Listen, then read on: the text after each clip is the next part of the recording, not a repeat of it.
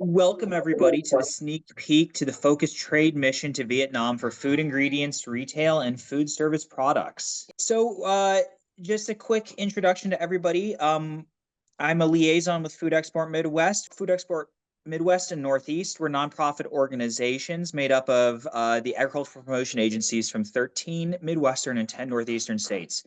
Our entire purpose is to help promote the export of Midwestern and Northeastern food and ag products.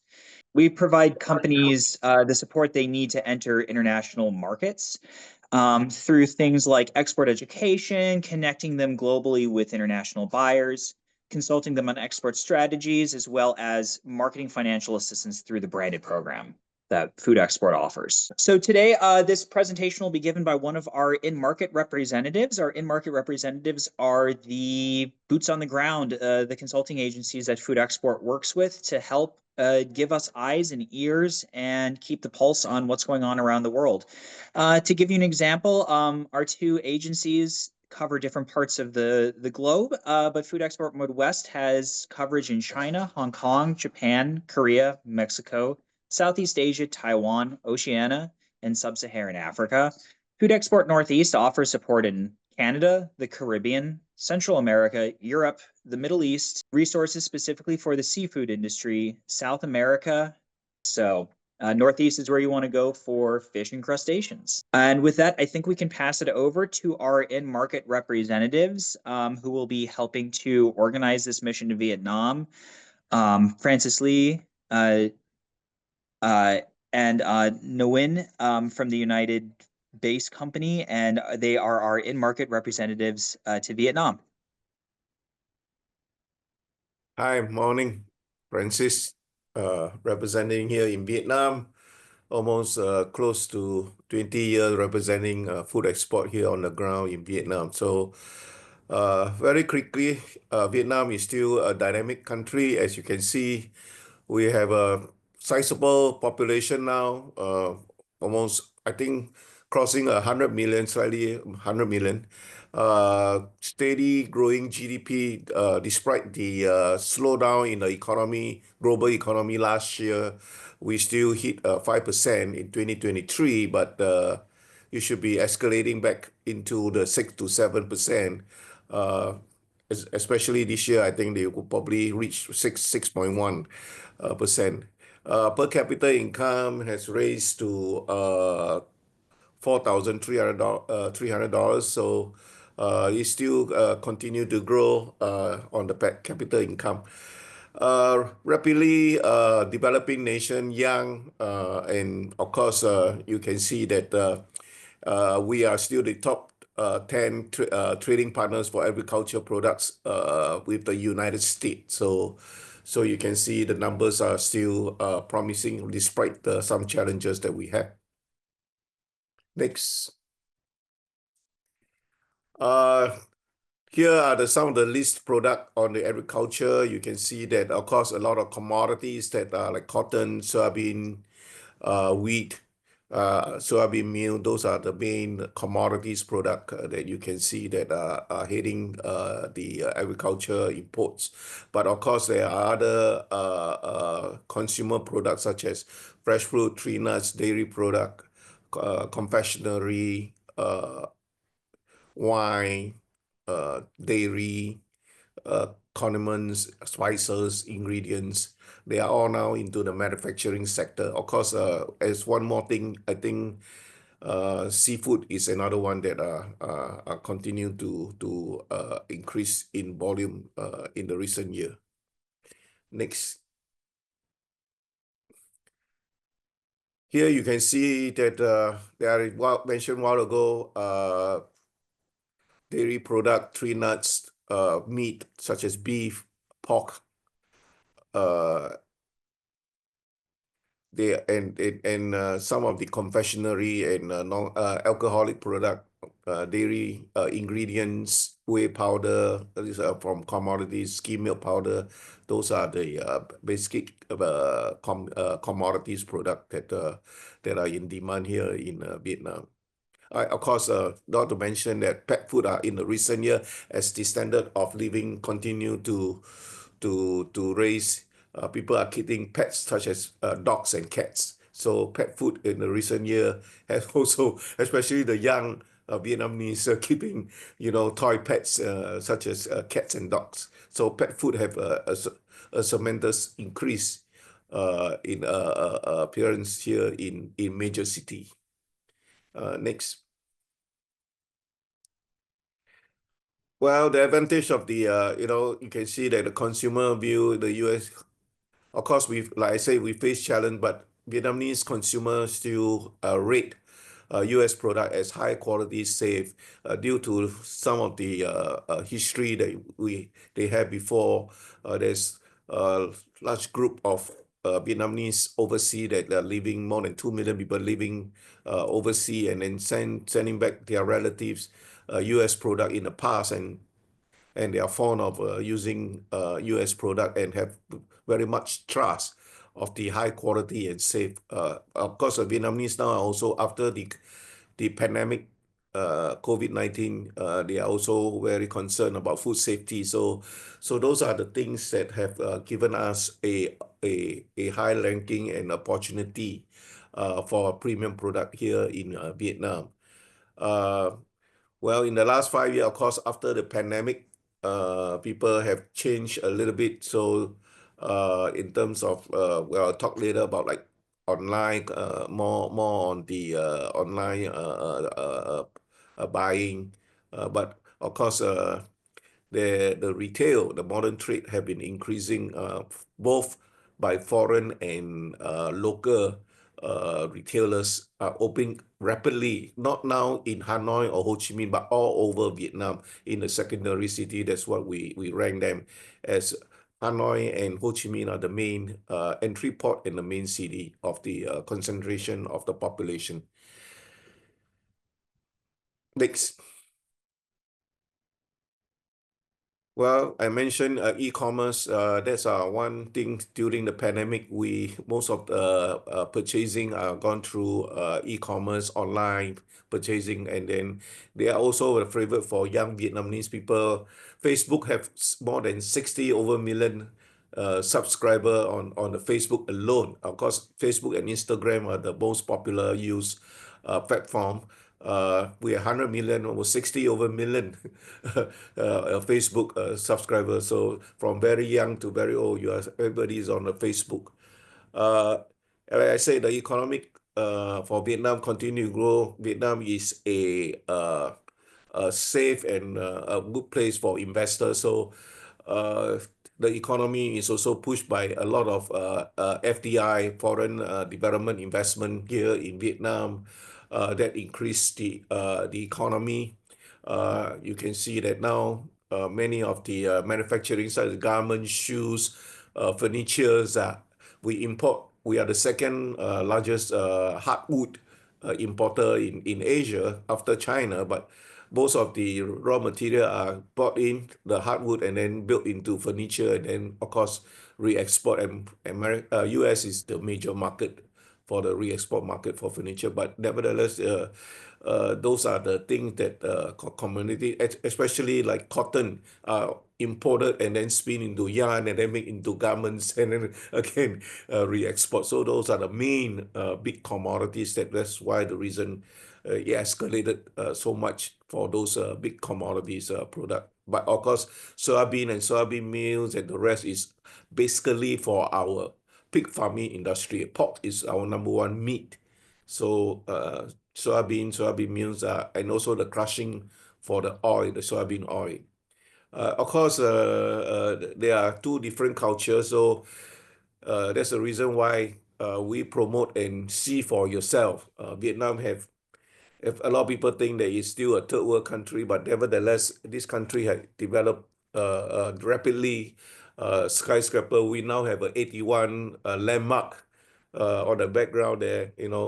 12 years ago, you don't see so high skyscraper around the city, but now, we have modern trade. You have Rolls Royce, Lamborghini, Ferrari, all running in the street now.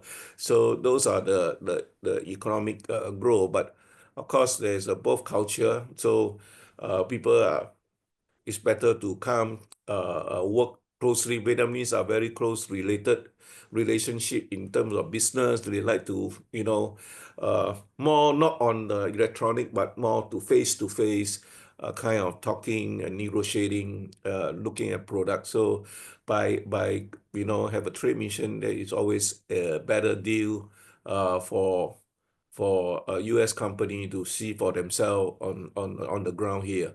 Of course, labeling have been a requirement since well because there is a consumer protection, so all the product need be label or the ingredient and the importer's name have to be on the sticker itself, so that if there's any recall or any consumer complaint, there is things, and also to tell them what is in the ingredient. So labeling have been a law for all the product, but it is not very difficult to do. Just a small stickers can be done. Of course, import documentation is very standard. Phytosanitary for some of the thing, health certification for meat, and then for processed food, it's just packing list and invoice. But meat and dairy will need a little bit more certification, such as health certification, slaughtering house certification, and things like that. So those will be standard, but we do not need like the Muslim country around Southeast Asia like halal, because there are very small population of Muslims, so halal is not needed here in Vietnam. So normally we are okay with most of the product from the United States. Next. Uh, Of course, as the economy grow, you can see that people are more concerned spending, especially after, like I said, after the pandemic, everywhere the same. People are looking for health care product, more food safety, supplement, vitamins now into about the high income level consumer group. Convenience stores, mini mart, e-commerce. We have Circle K now. We have Family Mart from Japan. We have a 7-Eleven. So those major brand name for convenience store, they are here on the ground. Being two brand from that are familiar in the United States, Circle K and 7-Eleven. The rest will be the Asian one like Family Mart, GS7 from Korea, and then some Family Mart from Japan.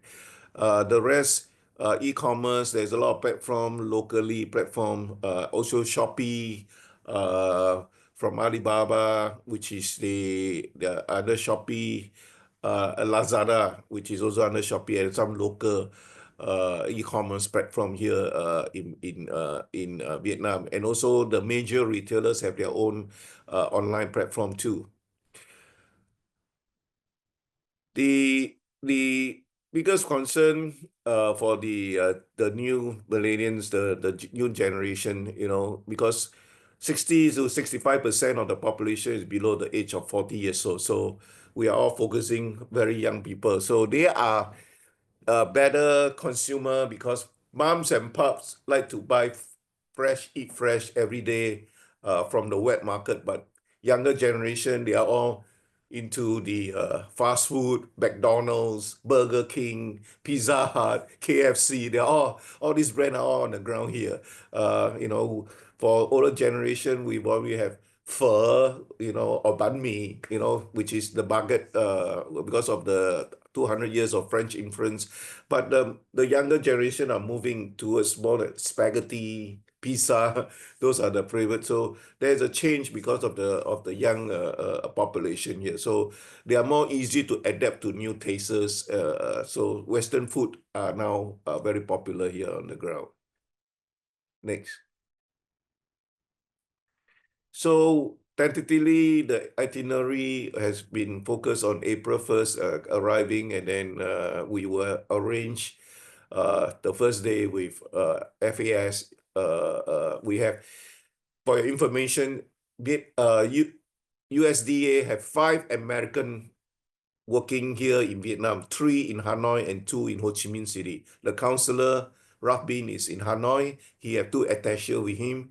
And then in Ho Chi Minh, Andrew Spatcher, the senior agriculture attaché, and then have another attaché with him. So, but not a very big country in Asia, but 5 Americans on the ground. So that reflects that Vietnam is a very important market for U.S. agriculture here in Vietnam.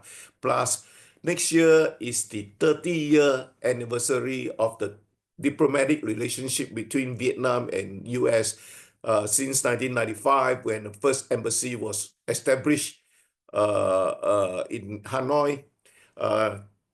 2025 is exactly 30 years of diplomatic relationship. A lot of events have been planned by the embassy and the U.S. consulate, which I have talked to Ambassador and Consular General Susan Susan Burns, and then the consulate wall will be. There will be a agriculture month with all kind of agriculture picture on the wall of the consulate, which is the former embassy here in the South. So you can see that it is some big celebration of agriculture month. So probably by the time you come in April, you could see that in Ho Chi Minh City. So after the tour and the briefing, then we will arrange a full day B2B meeting in the downtown Ho Chi Minh City or former Saigon. Normally, we will select a downtown. Most favorite will be the Sheraton Saigon, which is down in the middle of the downtown strip, which is easy access to a lot of walking F&B and the rest of the others. And so, and then Friday, everybody will depart. Next. Well, that's all I have. I could talk more if you want.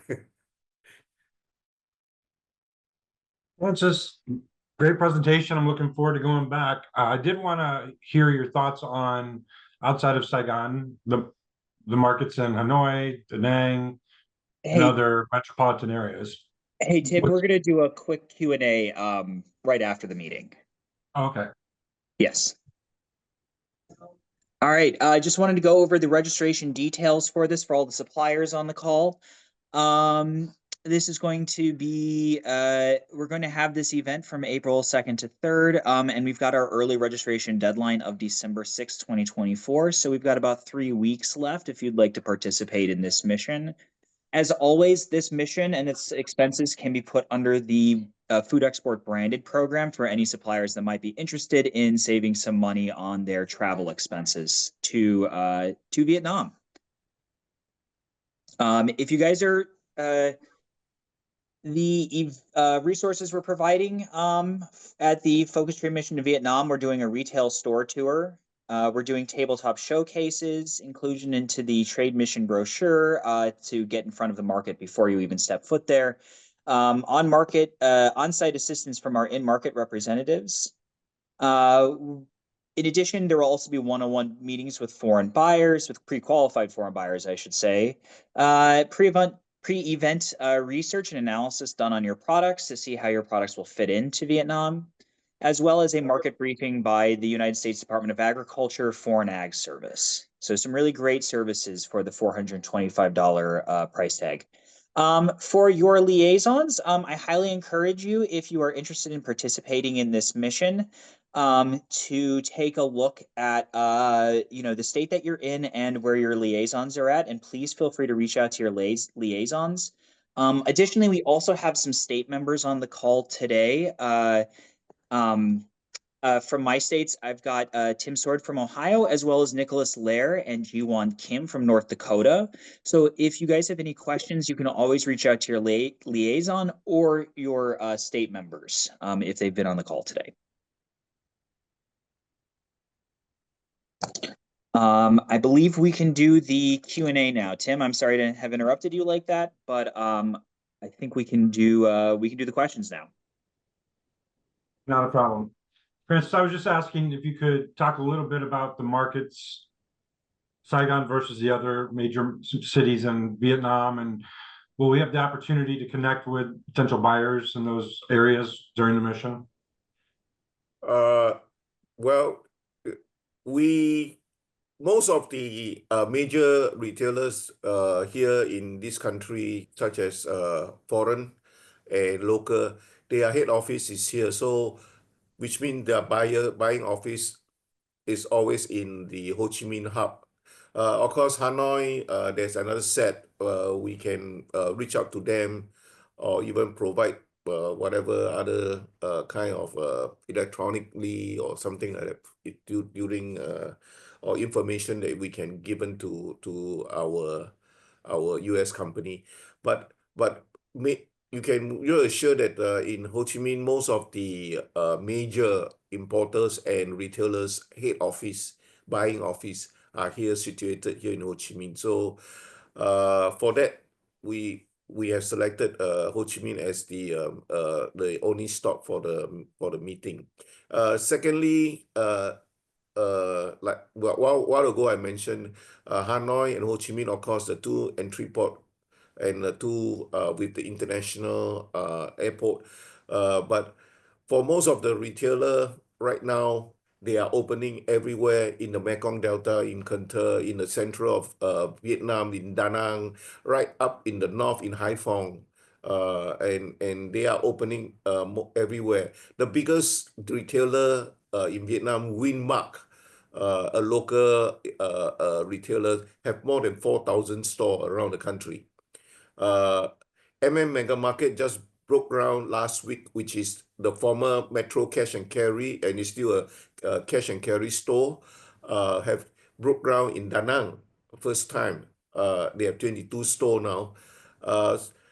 Aeon, the Japan big retailers, they opened 4 stores in the last 3 months, all over, not just Ho Chi Minh City, but all over I mentioned a while ago, secondary city. So the buying power and the consumer have given a lot of confidence for all these local and foreign retailers. So you can see, but real assured that I mentioned a while ago is that our major buyer or importers have their head office here in Ho Chi Minh City, so they will not miss out any of these big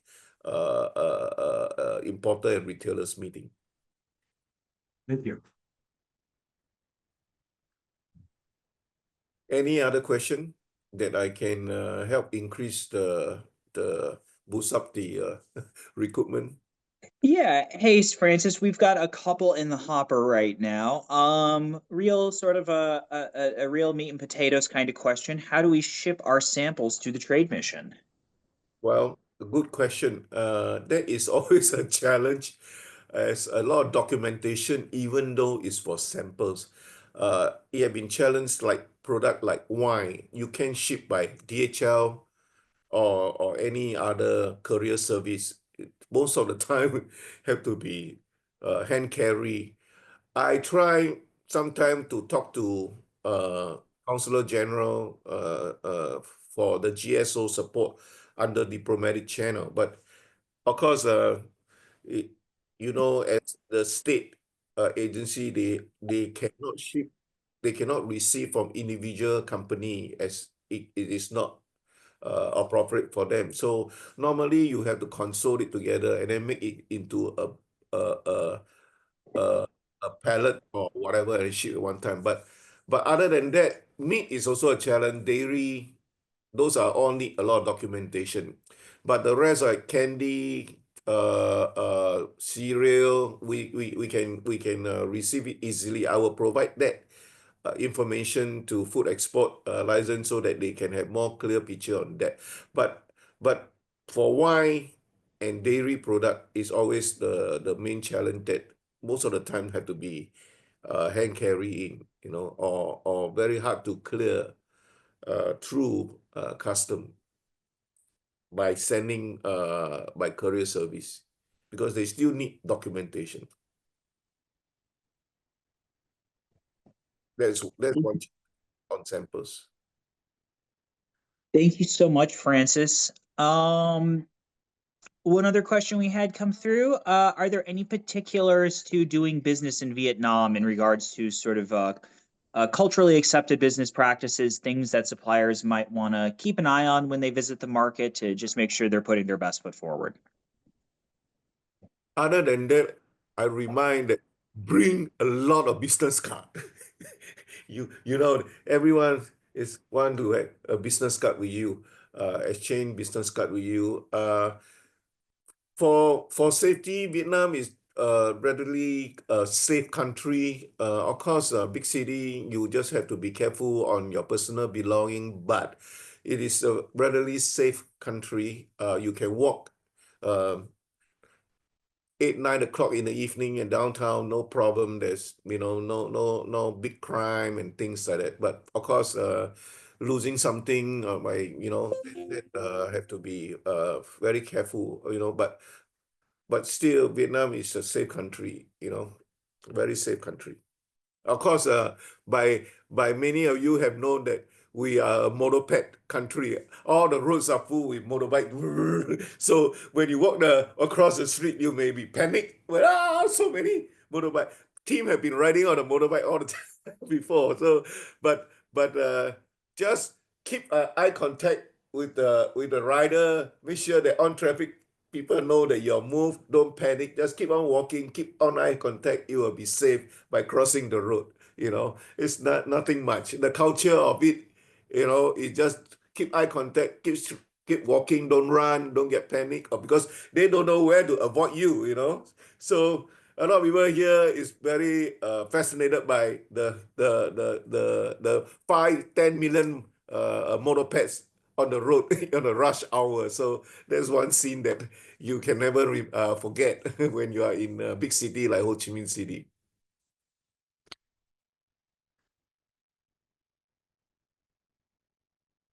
Yeah, that's about all I have. But real sure that I'm here. Make sure that everybody is safety and of course I'll provide my numbers to Food Export, and anytime can call me 24 hours, 24/7 if you need anything. Thank you so much, Francis. It is really appreciated. I think with that, Sarah, are we at the end of this? Looks like we had just had one last question in the box.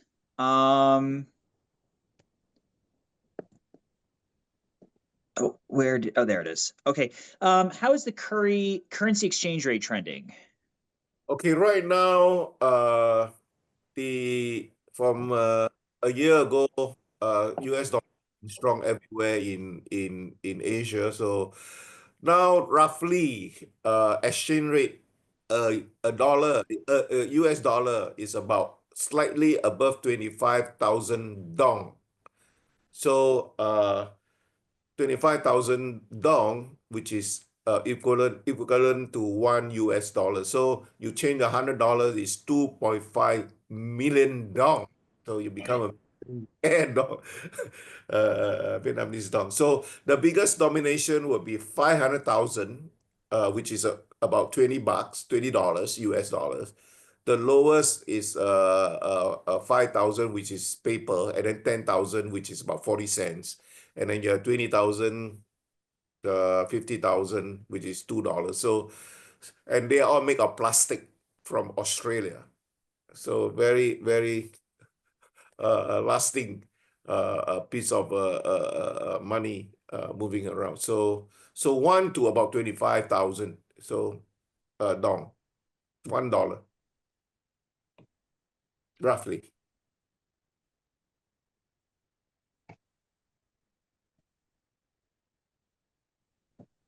All right. But, I think that brings us to the end here. Thank you all for coming. And as Matthew mentioned before, if you have more questions, feel free to reach out to your liaisons or your state members. And we thank you for coming.